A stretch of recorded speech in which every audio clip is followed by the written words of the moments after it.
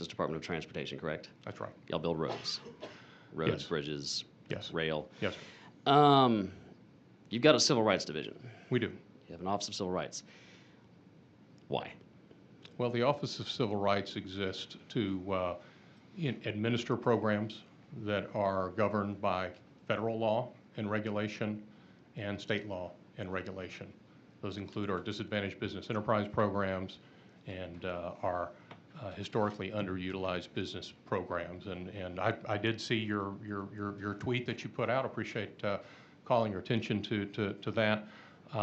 We ensured that that website was updated to clearly clarify what that division does and their purposes of their function and how they interrelate with their counterparts at the federal level. They're within the USDOT. There's 6 different offices of civil rights that we have to work with because of the requirements in the administration of federal funds. Well, yeah, I was going to bring the website up in a second, but since you raised it, I'll jump right into that. Because this is, and I printed out this morning, this is what the homepage for your Civil Rights Division at TXDOT looks like as of right now.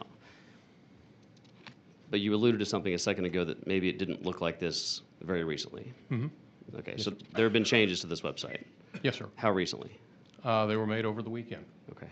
Yeah, so because this is pretty consistent with what you just said, although I do still want to come back to some of this, especially on the hubs. But 2 days ago, it looked like this. Is this accurate? I believe that's, I can't read it from here, but Yeah, I but know it what looked you're right. referring to, and So I think you're holding it up. What I've highlighted here is language that was on your website over the weekend, and I about fell out of my chair when I read this. So on the homepage of the TXDOT Civil Rights Division, you're bragging that the TXDOT, so our Department of Transportation, is promoting diversity and inclusion opportunities, and then explicitly engaged in affirmative action activities. What were you doing 2 days ago to promote diversity and inclusion and affirmative action? Well, I want to first of all say, I appreciate you bringing that to my attention. And what we did was we wanted to review that and ensure that what is conveyed is consistent with what our mission is. As you know, or may be aware, the Governor Abbott about 3 months ago, or 3 weeks ago, issued an executive order that spoke to that and spoke to the importance of affirming that as an organization we need to ensure that that the work that we do as an agency equally protects individuals under the law, and that's what we want to consistently do. And we want to remove any kind of terminology that might suggest otherwise. And so that was the intent, was to remove that terminology that would be construed or maybe confused with efforts that we don't do as a department. No, yeah, and I very much appreciate the governor issuing that executive order. I do have a copy of it here in my hands. I have been, for months now, posting daily examples of our state agencies using taxpayer funds to promote DEI. And I very much appreciate the governor taking that action. But I have very real concerns, and I would love to understand, because you say clarifying terminology. I would like to know, what was TXDOT doing regarding DEI that led y'all to have this on the front page of your website? Well, as I said before, we support the governor's executive order and his direction in that area.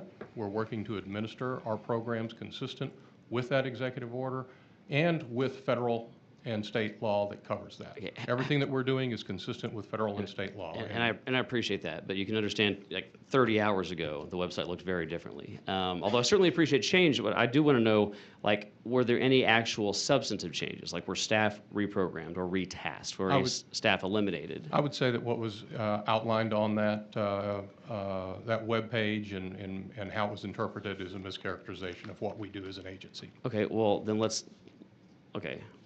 I want to talk about what you do as an agency, as in particular as the Civil Rights Division. How big is the Civil Rights Division? Civil Rights Division has around 50 employees in it. 15 or 50? 50. 50. 50. FTEs. What's the budget? The budget of that? Yeah. We don't have that offhand, but we can provide that to you. What's a swag? I don't have that. I don't want to give you an inaccurate number, but happy to provide that number to you. Yeah, I would say the budget is around $5 million. Okay, yeah, thank you, because it is in your LAR, this office. So around $5 million, you said? Yes, sir. And around 50 FTEs. I'm sorry, the FTE budget is probably around $5 million. The overall budget of what they do is around $10 million. 10 Yes. on top of the 5? I believe that that includes the 5, Includes but the we'll 5? clarify that. Okay, with so you. we're somewhere between $5 and $15 million. Yes, sir. I'm guessing it's on the higher end.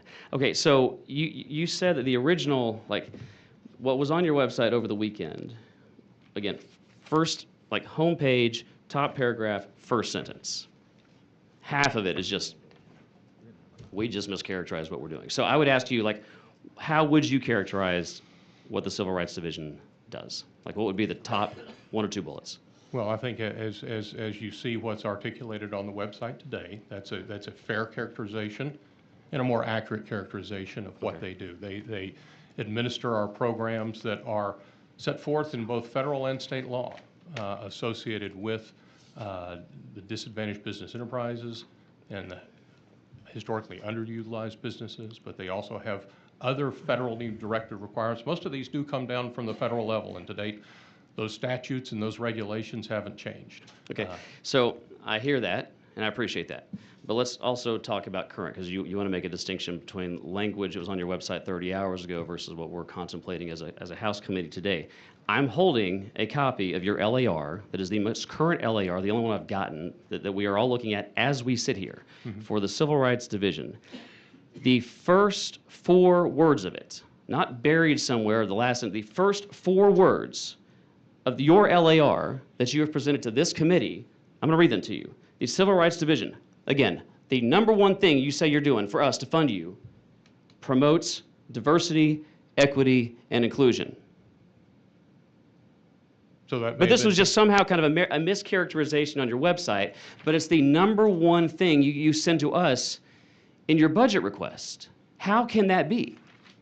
Well, it sounds like that was taken from the website or was captured from that. So I apologize. Well, hang on. It's a So stuff. Well, hang on. We got a mischaracterization. far bigger problem if that's true, because you're telling me the stuff that you're submitting for your LARs is just some staffer pulled from a website that, by the way, had no basis in reality. And let me go further. Let me read the rest of the sentence to you. All right. Here's the rest of the sentence. Your LAR. TXDOT, Civil Rights Division, promotes inclusion, diversity, and equity, and accessibility in the internal and external operations of the department. The Civil Rights Division collaborates with districts, divisions, and external stakeholders to uphold these values through a variety of economic development programs for workforce and small businesses, blah, blah, blah. The entirety of your LAR, with the exception of you got to comply with the Civil Rights Act and the ADA, the entirety of your LAR is predicated on your internal and external operations to promote DEI. So please tell the committee what are some of those internal and external activities that you have been doing to promote DEI. Well, I've addressed what our activities are, and those activities are consistent with state and federal law.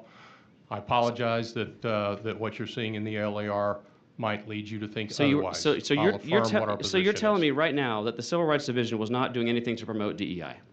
Telling you right now that the work that our Civil Rights Division is consistent with state and federal law and programs, and I'll work to ensure that that continues to be the process. Are you disputing that the entirety of your budget request for this 50-person FTE office is predicated on your promotional activities inside and outside the department on DEI? I'm saying that that would be a mischaracterization of it, yes. And I What apologize would be if that- what would be the implications of that for all your other LARs? How many of your LARs just came from some random staffer pulling language from your website that, again, is apparently, according to you, completely divorced from the activities of the department? What are the 50 FTEs doing? Because your entire LAR says they're doing DEI. Well, I've covered what they're doing, sir. Yeah, you've covered what you're telling me they're doing. It strains credulity, respectfully. But let's talk about some of the stuff that is still on your website that you've referenced here. Does TXDOT ever offer employment or make contract determinations to somebody, an individual or an entity that would not have received it otherwise, but for any consideration regarding that individual or that entity's race? Only as may be required under state and federal law. So you may be doing it, but you're saying you may be required to do it by a statute. Yes, sir.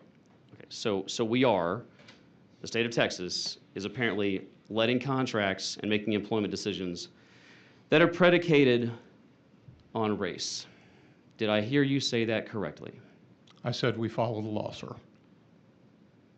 And are doing it? We follow the law. Got it. Okay. Do you think it's legally and ethically appropriate for the Texas government to discriminate on individuals or businesses on the basis of their race? Discrimination is wrong, sir. But we are making employment determinations, as your testimony just elucidated to the committee, based on their race, as at least a factor. Not employment determinations, no, sir. Okay, contracts. Contracts as the law requires. Got it. So we are making contract determinations based on race in the state of Texas. Based on You're going to state- have to understand this is going to be very frustrating to me, and I think to many, many millions of Texans. So you said no employment determinations. That's your position, right? Right. Okay. Let's talk about contracts then. Roughly how many contracts have been let where race played at least some component in the determination to let that or to award that contract?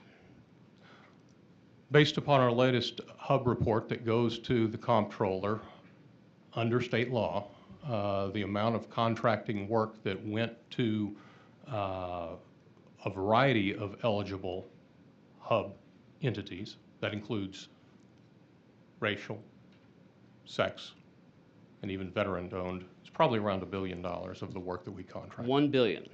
That's on the $1 billion it's on the worth comptroller's of website. contracts, which, by the way, are paid for by my constituents, may have been awarded, at least in part, based on somebody's race. Based on the law, both at the state and the federal level. But you're either saying yes or you're at least not denying it. Okay, so that's happening, roughly about $1 billion.